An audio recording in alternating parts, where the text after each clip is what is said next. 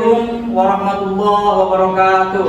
Waalaikumsalam warahmatullahi wabarakatuh. Alhamdulillahirabbil alamin wassalatu wassalamu ala asrofil anbiya wal mursalin sayyidina wa maulana Muhammadin wa ala alihi washabbihi ajmain, amma ba'du. Adik-adik mahasiswa mahasiswi semester 3 ya. Iya. Bapak banggakan, pada malam hari ini kita akan kuliah tentang hadis sebagai lanjutan kuliah kemarin. Pada kesempatan kali ini Bapak akan menjelaskan tentang fungsi hadis pada Al-Quran. Nah, yang pertama, jadi hadis itu fungsinya adalah mengokohkan, jadi muqarrirah wa muakkidah. Jadi kandungan ayat Al-Quran itu dikuatkan oleh teks-teks yang ada di dalam hadis, ya. Jadi kalau ada perintah dalam Al-Quran sholat, Nabi Muhammad juga perintahkan sholat, itu berarti hadis itu muqarrirah, menguatkan. Ya. Yang kedua, yaitu menjelaskan keglobalan isi kandungan Al-Quran. Jadi tafsirul mujmal bahasanya, ya. Nah, seperti pelaksanaan ibadah sholat, itu Al-Quran memerintahkan sholat, tapi Al-Quran tidak memberitahu bagaimana teknis pelaksanaan sholat. Itulah sebabnya kanjeng Nabi Muhammad SAW menyampaikan hadang sholat, sallu kama ra'aituni usolli, sallu kama ra'aitumuni usolli. Masalah ya. Jadi sholatlah kalian seperti kalian melihat saya sholat. Nah, itu adalah pelaksanaan Nabi Muhammad sholat, itu adalah teknis menjelaskan kewajiban sholat. Yang ketiga adalah mengundangkan hukum-hukum moral maupun praktis sejauh diperlukan, di mana tidak ditemukan secara langsung dalam teks Al-Quran. Jadi Al-Quran tidak menyebutkan, tapi Nabi Muhammad menyebutkan. Jadi dalam Al-Quran itu secara detail itu tidak menjelaskan, tapi dijelaskan oleh Nabi Muhammad, ya. Karena fungsi-fungsi ini, maka tidak mungkin antara Al-Quran dan As-Sunnah atau hadis itu bertentangan. Tidak mungkin. Nabi bertentangan sama sama firman Allah, itu tidak mungkin. Untuk lebih jelasnya, Bapak ini sekarang berusaha menjelaskan ke kalian dengan video yang Bapak kreasi, ya. Ini mohon simak baik-baik, ya. Nah, nanti setelah disimak baik-baik dan perintahnya juga ada di mohon ada salah satu dari sampean semua yang dijelaskan, ya. Simak baik-baik, ya.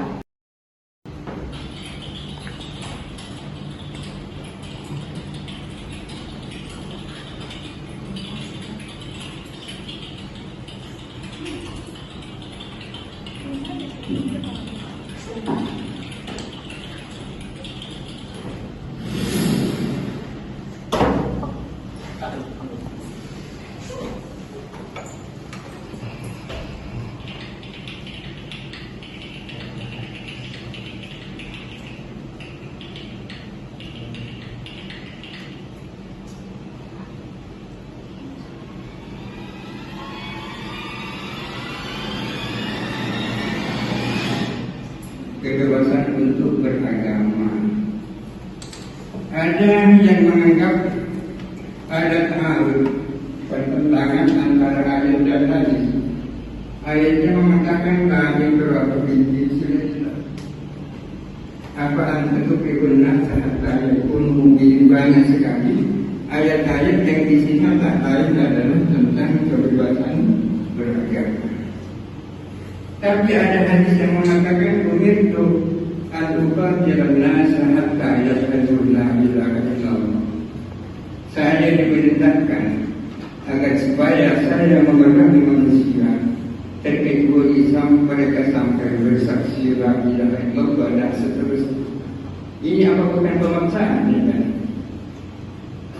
Anas yang ada dalam hadis ini apa searti dengan anas yang tidak ada dalam firman Allah? Kul a'udzu birabbil nas. Apa sama dengan firman Allah qul ayyuhan nas? Apakah sama dengan firman Allah am yasudunan nasa? Ya. Kalau ya ayyuhan nas sudah barang tentu yang dimaksud adalah manusia secara keseluruhan. Qul a'udzu birabbin nas dan yang buta.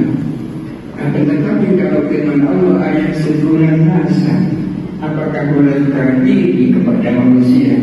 Yang dimaksud anas di sini tak lain adalah Rasulullah.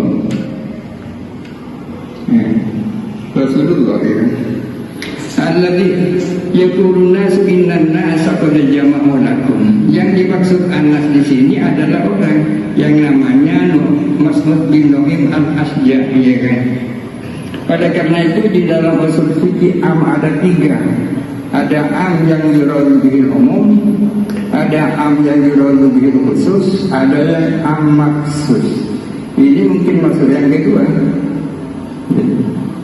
Kalau itu maksudnya, maka yang dimaksud dengan anas adalah manusia tertentu, adalah manusia yang selama ini memerangi umat Islam, yang tak lain adalah kaum musyrikin, ya kan? Umitu an uqatilan nas.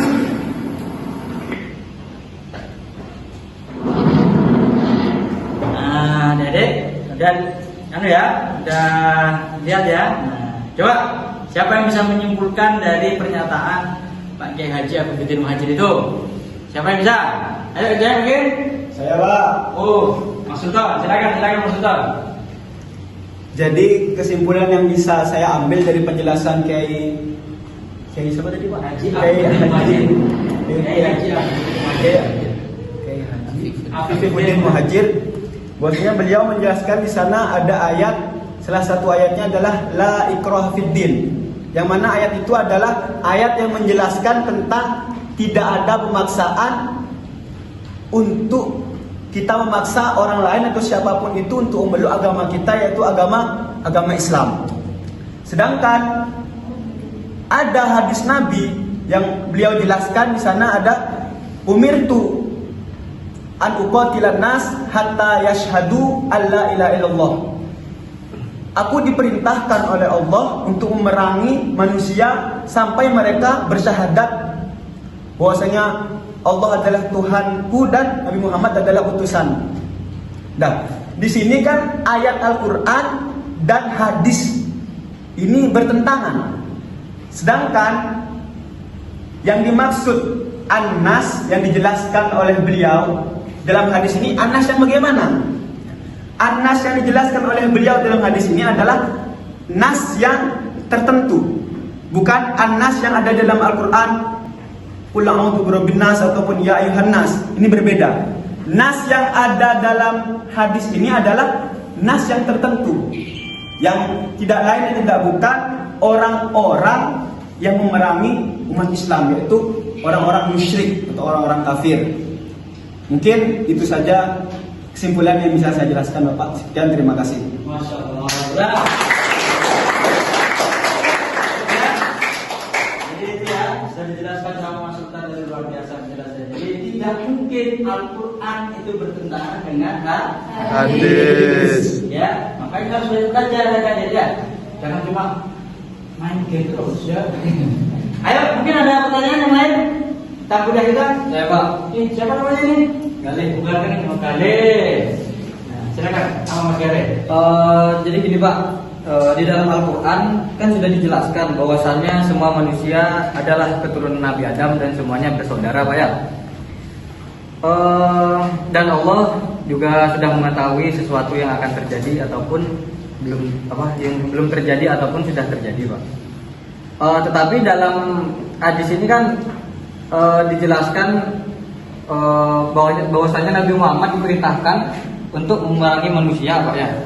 Dan manusia yang dimaksud dalam hadis ini adalah orang kafir. Bukankah sesama manusia ini termasuk adu domba, Pak? Hamba mana yang mau diadu domba dan Tuhan mana yang mau mengadu domba hambanya? Sudah. Baik, terima kasih Mas. Siapa tadi? Galih. Nah, luar biasa yang pertanyaannya ya. Jadi tadi sudah jelas ya bahwa yang dimaksud Anas ini adalah orang-orang kafir. Ini adik-adiknya, dulu waktu kita itu Nabi kita Nabi Muhammad SAW itu di pertama kali disuruh dakwah di mana di Mekah atau di Madinah? Pertama kali, Madinah, Mekah ya. Cuma dakwahnya itu sirri atau sembunyi-sembunyi, ya, sembunyi-sembunyi. Kenapa kok sembunyi-sembunyi? Ya, karena kami Nabi masih belum kuat, ya, komunitas Islam masih belum kuat. Sebenarnya pada waktu itu sahabat sudah nggak enak sudah ini orang-orang kafir kok selalu menyakiti kita. Tapi Nabi Muhammad belum diizinkan untuk melawan orang-orang kafir. Namun ketika Nabi Muhammad sudah berada di Madinah, ya, ketika setelah hijrah, komunitas Islam itu sudah mulai terbentuk, ya. Gampangannya, walaupun bukan negara resmi kayak sekarang ya, komunitas itu sudah terbentuk sebuah negara, ya. Akhirnya saat itulah karena Kanjeng Nabi terus-terusan ditekan oleh kafir Quraisy, ya, sampai diajak perang di perang apa pertama kali itu? Perang Badar, ya. Nah, kan tidak mungkin seseorang itu ditekan, tapi tidaklah melawan. Jadi perang yang dimaksud dalam hadis ini itu sifatnya bukan ofensif, ngerti? Tapi kebalikan ofensif itu apa? Yang tahu sepak bola apa? Defensif, ya. Atau dalam bahasa Arabnya itu ad-difa'i, ya. Apa namanya? Perangnya itu sifatnya difa'i atau mempertahankan yang sudah dimiliki. Jadi perang itu bukan untuk mengambil sesuatu yang belum kita miliki, tapi perang adalah mempertahankan yang sudah kita miliki. Saya ulang ya, perang dalam Islam itu adalah bukan merebut atau merampas yang belum kita miliki, karena itu penjajahan. Tapi perang dalam Islam adalah mempertahankan apa yang telah kita miliki. Jadi tidak mungkin perang itu dapat dihindari kalau kita tidak mempertahankan apa yang kita miliki. Siapapun pasti akan melawan kalau sudah mau direbut. Benar enggak? Benar. Ya. Nah, itu kayak di sini, emang mau dirampok masa sampai di rumah aja? Gimana kok? Tidak mungkin ya. Dulu ketika Indonesia mau diserang sama Belanda kan tidak mungkin. Tidak boleh perang kita ini. Ya ngomong jadi nanti lawan. Sampai di sini aja ini apa? Kambing saya ambil. Ini bapak saya sampai pukul aja ya. Tidak mungkin. Kita harus mempertahankan apa yang telah kita miliki. Itulah spirit yang dimaksud perang oleh Allah Subhanahu Wa Taala, oleh Kanjeng Nabi Muhammad SAW, yang dimaksud an-uqatilan nasa itu seperti itu. Karena Anas di sini adalah orang-orang musyrik yang berusaha menyerang komunitas Islam. Paham ya? Paham Mas sekali? Jadi bukan hanya domba, itu sudah ketentuan, ya. Refleks seorang manusia. Itu ya. Ada pertanyaan lagi? Pas? Sudah jelas ya? Itulah yang disebut dengan bahwa hadis selamanya tak akan pernah bertentangan dengan ayat-ayat suci Al-Qur'an. Hadis itu kita sebutkan ya. Hadis itu yang pertama muqarrirah, memuat tafsirul Quran, ya, menjelaskan. Yang ketiga apa tadi? Apa tadi? Idhofatu hukmin jadidin, ya. Membentuk hukum baru yang di Al-Quran itu secara real, secara detail tidak disebut. Ini nanti ini ada di UAS ya. Jadi demikian yang bisa kita diskusikan pada malam hari ini, ya. Minggu depan kita akan kuliah tentang maslahah mursalah. Oke, ya. Mudah-mudahan ini bermanfaat. Kurang lebihnya mohon maaf. Wallahul muwaffiq ila aqwamit thoriq. Wassalamualaikum warahmatullahi wabarakatuh.